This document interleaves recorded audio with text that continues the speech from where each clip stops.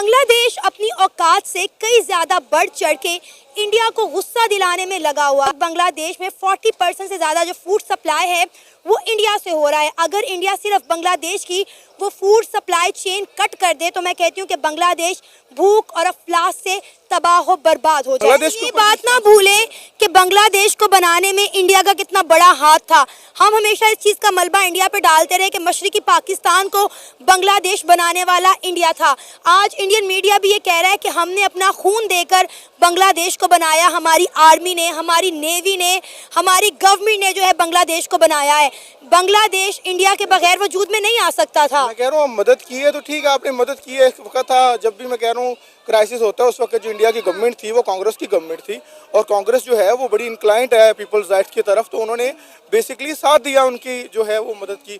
लेकिन ये कि आप अगर कोई आपकी किसी की मदद कर लेते हैं उसके बाद आपका मकसद नहीं है कि आप हमेशा उस पर मुसल्लत रहें, डायरेक्टली या इनडायरेक्टली। तो मेरे ख्याल में इंडिया को अपनी जो है वो फॉरेन पॉलिसी रिविजिट करनी चाहिए, क्योंकि इंडिया का मैं कह रहा हूँ सिर्फ बांग्लादेश के साथ मसला नहीं है, उसका पाकिस्तान के साथ मसला है, उसका नेपाल में है, उसका इवन श्रीलंका के भी कुछ बॉर्डर्स पे, चाइना के साथ कुछ बॉर्डर्स पे मसला है। तो इंडियन गवर्नमेंट और इंडियन मीडिया को भी चाहिए कि थोड़ी सी रिस्पॉन्सिबिलिटी दिखाएं। और इसी तरह जो बांग्लादेश की मैं बात करूँ, बांग्लादेश को भी चाहिए कि रीजनल कोऑपरेशन की तरफ कदम बढ़ाए। हमें जंगें नहीं करनी, हमें बॉर्डरों पर लोगों को नहीं मारना, हमें लोगों को कहत में नहीं छोड़ना, हमें रीजनल कोऑपरेशन की तरफ जाना है और हमें एक दूसरे के जो ताल्लुकात हैं वो ठीक रखने। सर, इंडिया तो पाकिस्तान के साथ ताल्लुकात किसी सूरत में भी बेहतर करने को तैयार नहीं है। इंडिया कई दफ़ा कितने इंटरनेशनल फॉर्म पे ये बात कह चुका हुआ है कि वो मुल्क जो हमारे मुल्क में आके दहशतगर्दी करे, हमारे लोगों को मारे, हम उनके साथ एक टेबल पर नहीं बैठ सकते। रिसेंटली हमने देखा कि पाकिस्तान ब्रिक्स का पार्ट बनने की भी कोशिश कर रहा था, लेकिन इंडिया ने उसमें भी अपनी टांग अड़ा दी। इंडिया ने कहा कि नहीं भाई, इंडिया ने वीटो कर दिया कि पाकिस्तान ब्रिक्स का पार्ट नहीं बन सकता, हम एक टेबल पर एक दहशतगर्द मुल्क के साथ बैठकर बातचीत नहीं कर सकते। तो सर, आप सारे मामले को किस तरह से देखते हैं? देखें, अगर पाकिस्तान के ऊपर इस तरह के सवाल उठाए जाते हैं और पाकिस्तान को हम मुकम्मल तौर पर क्लीन चिट नहीं देते, पाकिस्तान के रियासत ने बहुत सारी ऐसे चीज़ें की हैं जो कि बतौर शहरी पाकिस्तान के हमारे लिए वो शर्मिंदगी का बायस है। लेकिन इसके साथ साथ जो इंडिया है, जब वो ये बात करता है तो उसको अपने किरदार पर भी देखने की ज़रूरत है।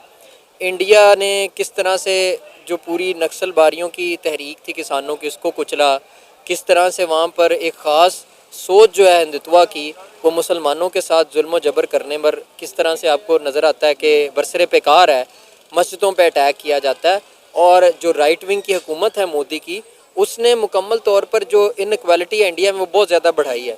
तो एक तरफ जहाँ पर हम उसकी बात करते हैं कि पाकिस्तान रियासत की अकाउंटेबिलिटी की ज़रूरत है, वहाँ पर इंडिया को अपनी तरफ भी ये नज़र दौड़ानी चाहिए कि उसका किरदार क्या है। बाहर कैफ जो इसमें से निकल सकता है वो ये है कि तमाम तर माजी के जो तलख तजर्बात हैं उनको बढ़ाकर इस खित्ते के मुस्तकबिल के लिए ज़रूरी है इंडिया और पाकिस्तान आपस में बैठें, और डायलॉग के अलावा हमारे पास कोई हल नहीं है। देखें आप, ये यूरोप ने बड़ी जंगों के बाद, वर्ल्ड वार 2, वर्ल्ड वार 1 लड़ने के बाद, जिसमें हमारे खित्ते भी कॉलोनीज़ के तौर पे इन्वॉल्व थे, लाखों करोड़ों लोग मरे, पूरी दुनिया का सरमाया, सारा कुछ इंफ्रास्ट्रक्चर उस जंगों में तबाह हुआ।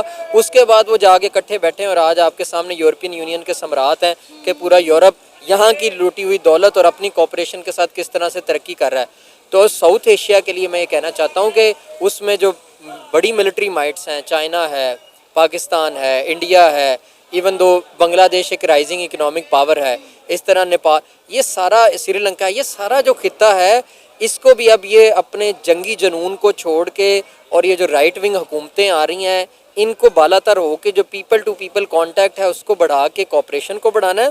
रीजनल कॉपरेशन, आपस में बॉर्डर को थोड़ा ढीला डाला करना है, लोग तजारत कर सकें, लोग कल्चरल एक्सचेंज कर सकें, तब मैं समझता हूँ कि इस खित्ते का मुस्तकबिल है, उसमें पाकिस्तान और इंडिया भी प्लेस होते हैं। पाकिस्तान और इंडिया की टेंशन हो या चाइना और इंडिया की टेंशन हो या बांग्लादेश की टेंशन हो, ये खित्ते में अमन नहीं रहेगा कभी भी। हर कोई अपना असला बढ़ाएगा, हर कोई अपनी जंग की तैयारी करेगा, क्योंकि किसी भी वक्त वो बॉर्डर्स करीब में जंग आ सकती है। तो हम हमेशा से अमन के दायरे हैं, हम कॉपरेशन के दायरे हैं, हम ये चाहते हैं इकोनॉमिक एक्टिविटी हो रीजनल। और यकीन माने सबसे बड़ी जो हर्डल है जो सबसे बड़ा दुश्मन है सारे पीस का, वो कोई ये नहीं है कि कोई छोटी मोटी लड़ाई पाकिस्तान ने उधर कोई अटैक करवा दिया या इंडिया ने कोई इधर कश्मीर में कर दिया या फलां जगह पे कोई अटैक हो गया, वो हमारा मसला नहीं है, बड़ी छोटी बातें हैं।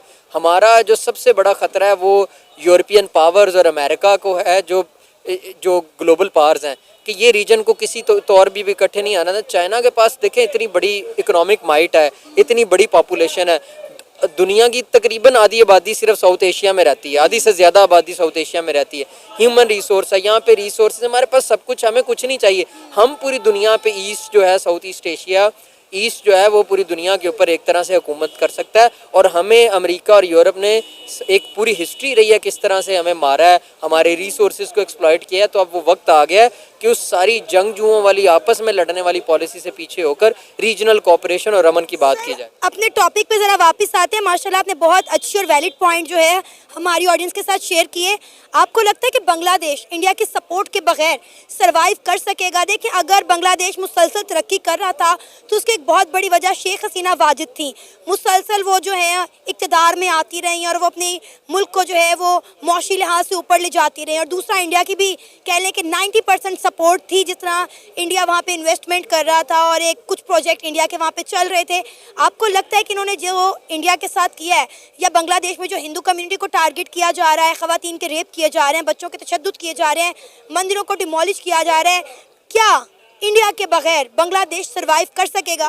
देखें, मैं आपको ये एक मिसाल दे दूँ, ये वाला जो नुक्ता नज़र है ना, ये मैं इस नुक्ता नज़र से कहीं पे भी एग्री नहीं करता। ठीक है। मिसाल के तौर पे मैं आपको कोई और मिसाल देता हूँ। जिस तरह क्यूबा के ऊपर इतनी एम्बार्गोज लगाई अमेरिका ने, इतनी ज़्यादा पाबंदियाँ लगाई, इसी तरह और भी बहुत सारे ममालिक, अफ्रीकन कंट्रीज़ और भी जिन्होंने अमेरिका के ख़िलाफ़ बगावत की, दूसरे ब्लॉक में गए, तो कहा कि ये सर्वाइव नहीं कर सकते पूरी दुनिया में अमेरिकन और यूरोपियन एम्बार्गोज़ और इन पाबंदियों। ईरान के बारे में भी ये कहा गया।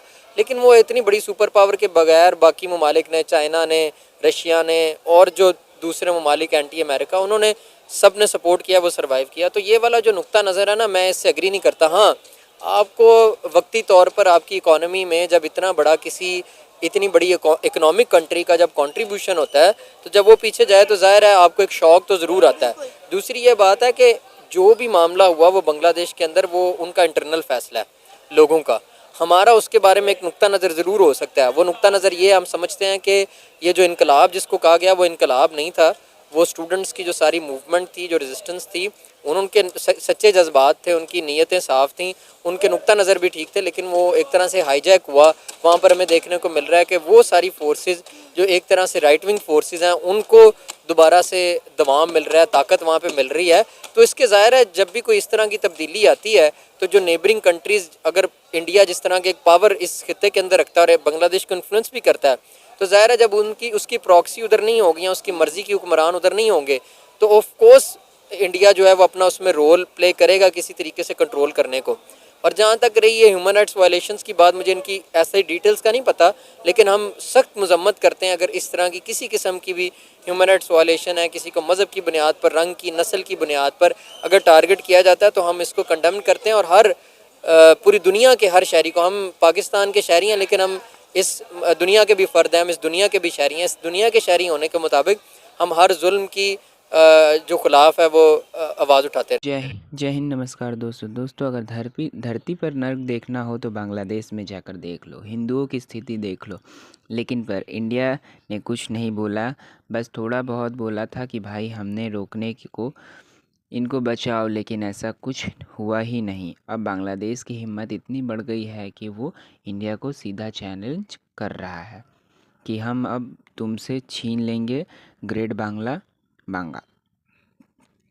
क्या पूरा इंडिया छीन लेंगे? क्योंकि इनका बाप लेकर आया था अरब से और इनसे पाकिस्तानी बहुत चढ़ चढ़कर हिस्सा ले रहे हैं। भारत की जनता को उसकाने में कौन कैसे भारत जो यूटर हैं पाकिस्तान के, उनकी सबसे बड़ी आडिश इंडिया से है। अब ये लोग बात कर रहे हैं कि देखो इंडिया एक्शन लेने वाला है पाकिस्तान में, एक मतलब बांग्लादेश में ये करने वाला है, बांग्लादेश को ख़त्म कर देगा, यह कर देगा, वो कर देगा। इसमें इंडिया के मन में आती है उम्मीद पूरी नहीं होती, क्योंकि सरकार ये सब करने वाली है ही नहीं।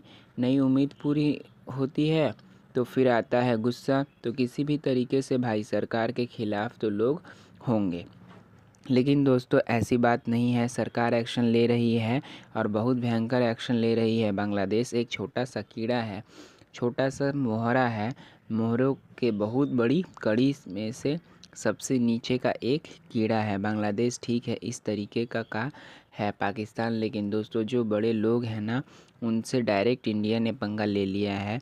और आपको पता होगा पिछले 2-3 दिन से लोकसभा में इसकी बात हो रही है, और लोकसभा में बात हो रही है तो ये दोस्तों ऑफिशियल आप कह सकते हो स्टैंड है इंडिया का, जिसमें दोस्तों जो सोर्स से लेकर डीप स्टेट राहुल गांधी को भी देशद्रोही बताया गया है। सबका नाम खुलकर आया है और यह बहुत बड़ी बात है, क्योंकि शेख हसीना सिर्फ इतना बोली थी कि भाई एक गोरा आदमी हमसे एक टापू चाहता है जिसमें वो ईसाई देश बनाना चाइना को काउंट करने के लिए, इतने में वो ख़त्म हो चुकी है। बांग्लादेश में से पाकिस्तान का इमरान खान सिर्फ इतना सा बोला था कि भाई मैं ड्रोन ऑर्डर नहीं दूंगा, सिर्फ इतना बोला था, ख़त्म। सीरिया देख लो, अभी रोमानिया देख लो, ऐसा ही सब पूरी दुनिया में चल रहा है।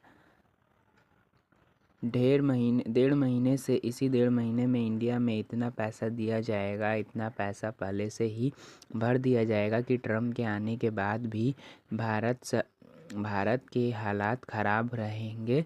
और दोस्तों इसको लेकर बहुत बड़ी प्लानिंग पहले से भी चल रही है।